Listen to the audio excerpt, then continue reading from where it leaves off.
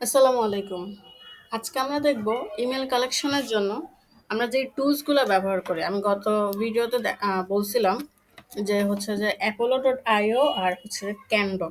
এই টুলসগুলো হচ্ছে যে কীভাবে ডাউনলোড করতে হয় অথবা হচ্ছে যে ক্রোম ব্রাউজারে অ্যাড করতে হয় সেটা আমি দেখাবো।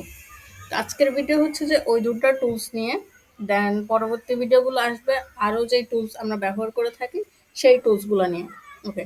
তো আজকে আমরা এই ২ টা টুলসই দেখব যে apollo.io অ্যান্ড হচ্ছে যে ক্যান্ডো। এই ২ টা টুলস হচ্ছে যে কিভাবে অ্যাড করতে হয় আর হচ্ছে যে এগুলা কিভাবে ব্যবহার করতে হয় সেটা তো আপনারা জানেন, কারণ আমি গত ভিডিওতে দেখাইছি যে কিভাবে হচ্ছে যে ওগুলা ব্যবহার করে ইমেল কালেকশন করতে হয়। সো ব্যবহারগুলো আজকে না দেখাইলেই হবে। আমি জাস্ট হচ্ছে যে আজকে দেখাবো ওগুলা কিভাবে হচ্ছে যে আপনারা অ্যাড করবেন। ফার্স্টে তো গুগলে আসতেই হবে। তো গুগলে এসে হচ্ছে যে আপনি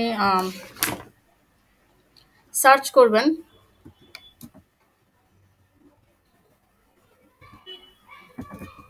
apollo.io এক্সটেনশন।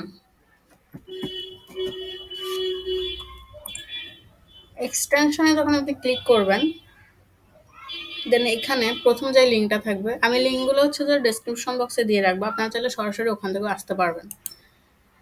লিঙ্কটাতে হচ্ছে যে ক্লিক করবেন। ক্লিক করার পর এখানে লেখা থাকবে যে অ্যাড টু ক্রোম। আমার এখানে অ্যাড করা আছে, ওই জন্য বলতেছে যে রিমুভ ফ্রম ক্রোম।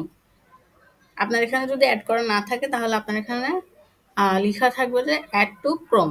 আপনি হচ্ছে ওখানে ক্লিক করে দেবেন। ক্লিক করলে এটা আপনার এখানে অ্যাড হয়ে যাবে। সেমভাবে এখানে শো করবে, যেমন হচ্ছে যে আমার এখানে শো করতেছে, ঠিক আছে? আপনার এখানেও শো করবে। দেন ক্যান্ডো আরেকটা আছে এক্সটেনশন। তো সেমভাবে আপনি এখানে সার্চ করবেন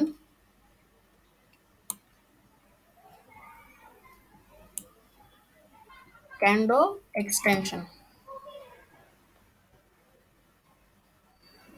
এই যে এখানে আসছে ক্যান্ডো লিঙ্কডইন ইমেল ফাইন্ডার। এখানে হচ্ছে যে আপনারা ক্লিক করে দেবেন।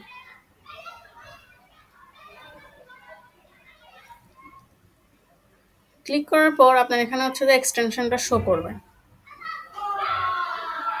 সো এরকম হচ্ছে যে লেখা থাকবে অ্যাড টু ক্রোম ক্যান্ডো, যে এক্সটেনশন সেটা। তো আপনারা হচ্ছে যে অ্যাড টু ক্রোমে ক্লিক করে দেবেন। ক্লিক করার পর আপনার এখানে হচ্ছে যে একটা পারমিশন চাবে আবার। তো আপনি এখানে অ্যাড এক্সটেনশন এখানে ক্লিক করে দিবেন।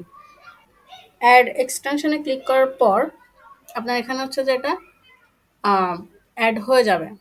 তা আপনি আপনার এখানে যে আইকনটা থাকবে এখানে হচ্ছে যে ক্লিক করে এক্সটেনশনের আইকনে ক্লিক করার পর আপনি নিচের দিকে আসবেন, দেখবেন যে এই যে ক্যান্ডোর যে হচ্ছে যে এক্সটেনশন এটা এখানে শো করবে।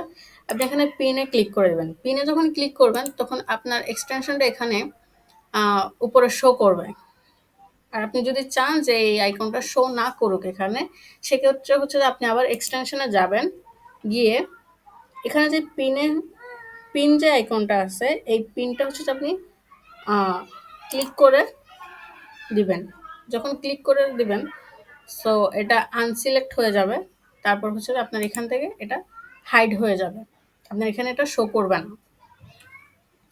তো এইভাবেই হচ্ছে যে এক্সটেনশনগুলো হচ্ছে যে অ্যাড করতে হয় আর কিভাবে কাজ করতে হয় এগুলো নিয়ে এটা আমার আগের ভিডিওতে আছে।